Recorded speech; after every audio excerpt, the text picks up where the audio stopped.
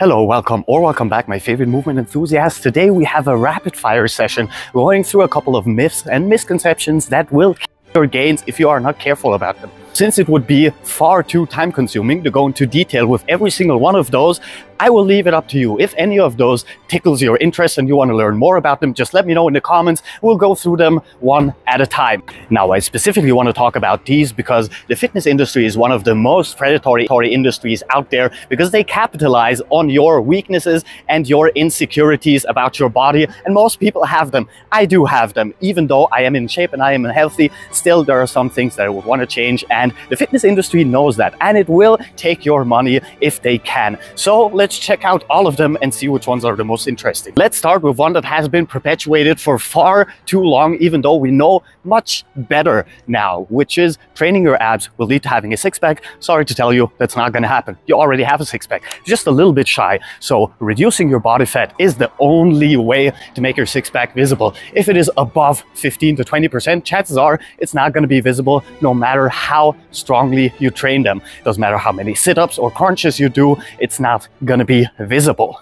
Next up, if you want to lose weight, get on a diet. Well, before we get into this one, we need to understand what it means to be in a calorie deficit and to reduce what you call weight, but what most people actually intend to reduce is fat, because most people do not want to lose muscle. Calories in versus calories out is a misconception. There is one tiny bit of nuance missing, and it is metabolized calories in versus calories out. If you are in a deficit when it comes to the metabolized calories compared to the calories you are burning, then you are 100% going to lose weight. The problem with this one is everyone metabolizes calories at a different rate, which is why we use an average and just say calories in versus calories out, because anything more than that is going to confuse most people. So now that we know that, why not go on a diet? Because diets are usually an extreme way in a short period of time changing a lot in your body. And the problem with this one is the rebound effect, or the bouncing back. 90% of everyone who goes on a diet gets his weight back within 1 year, and 95% to 97% within the next 2 years, which means in total diets really don't work. The only way to consistently lose fat and get into better shape is small incremental changes, which means a tiny calorie deficit compared to the calories metabolized over a longer period of time. And by longer period of time, I don't mean like 2 to 3 months, I mean years, 1 or 2 years, maybe 3 years, until you get to the weight where you feel most comfortable, not where people tell you, yeah, you look good, but where you feel most comfortable.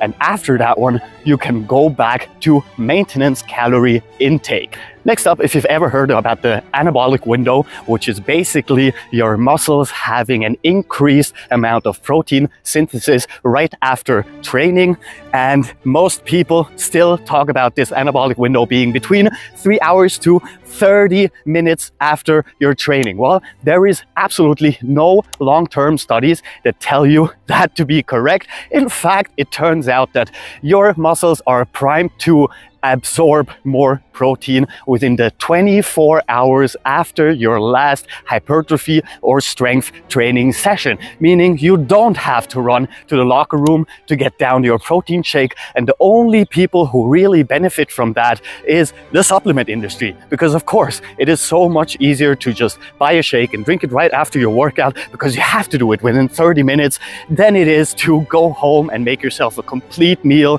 But trust me on this one, you don't have to do any of that. You can absolutely take your time. The only nuance I would add here, if you train fasted like I do, then your need is going to increase after your workout, and it's better to take in some protein, or else you're gonna go catabolic. Which brings us right to the next one. Muscle fiber, if not used for longer periods of time, are going to convert to fat. I'm sorry to say, or actually I'm happy to say, that's not true. There is no chemically possible way of muscle fibers turning into fat. Muscle fibers are made of muscle, and fat is made of fat, and there is no way to convert one to the other. So trust me on this one, you don't have to worry about your muscles becoming fat. What you do have to worry about is becoming catabolic, meaning your muscles starting to cannibalize themselves to use as energy, because either you haven't trained for longer periods of time, so your body doesn't need that much muscle, or you do not take in enough calories, specifically protein, and your body needs it and it's going to take it from your muscles.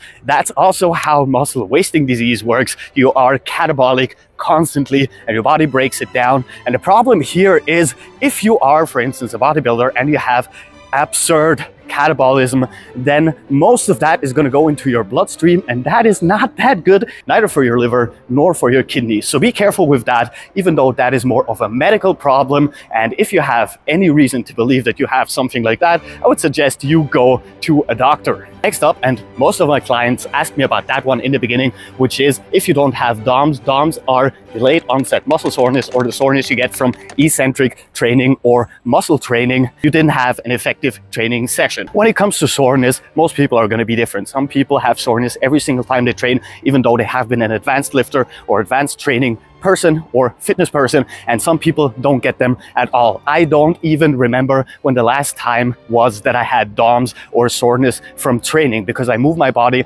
constantly.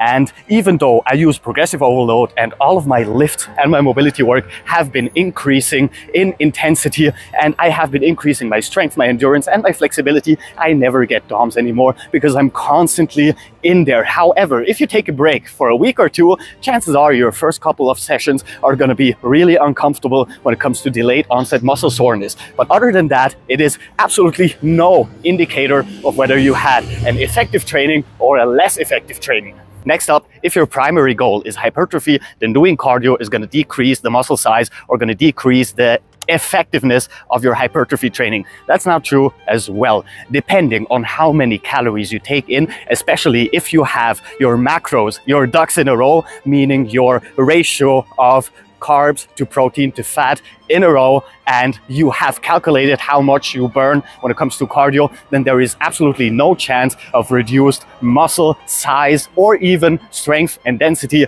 when it comes to cardio. In fact, cardio is going to make your strength training better, because having a stronger heart that pumps a lot more oxygen means you're going to have effective concentric and eccentric work, and being able to take in more oxygen means that you're going to have stronger lifts when you are working aerobically, but also indirectly anaerobically. So doing cardio, even if your primary goal is hypertrophy, is actually a must, because even if you only want to build muscle, you still want to be healthy and enjoy that muscle for as long as you can. And dying at the age of 50 because you have a weak heart and you've only been doing hypertrophy is not a good way to go.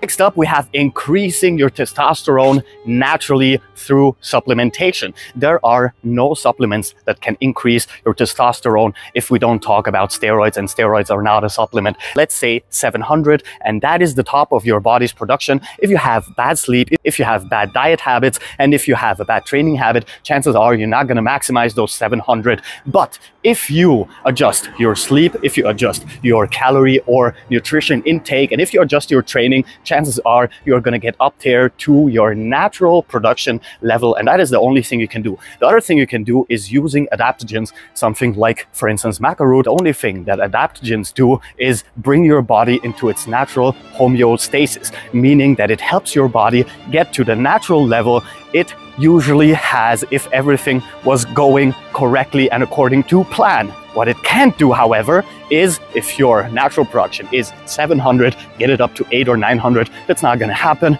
without taking exogenous amounts of steroids. Next one is a very short and dumb one, which is muscle weighs more than fat. So a pound of muscle or a kilogram of muscle is going to weigh more than a kilogram of fat. That is not true. The only difference is muscle is way denser, meaning a smaller looking amount is going to weigh as much as the bigger looking amount of fat. However, they weigh the same because 1 kilogram of fat is equal to 1 kilogram of muscle. There is absolutely no difference when it comes to weight. The next one is for all my short kings and for the younger people in my audience. Lifting makes you shorter or decreases your chances of getting taller. No, that's not true. In fact, lifting can actually help you get taller because of the production of HGH and testosterone in your body. So if you are short and you think you have not yet reached your genetic potential of tallness, chances are working out will help you with that. What it will not do is stunt your growth, because your growth is 90% genetics and probably like 10%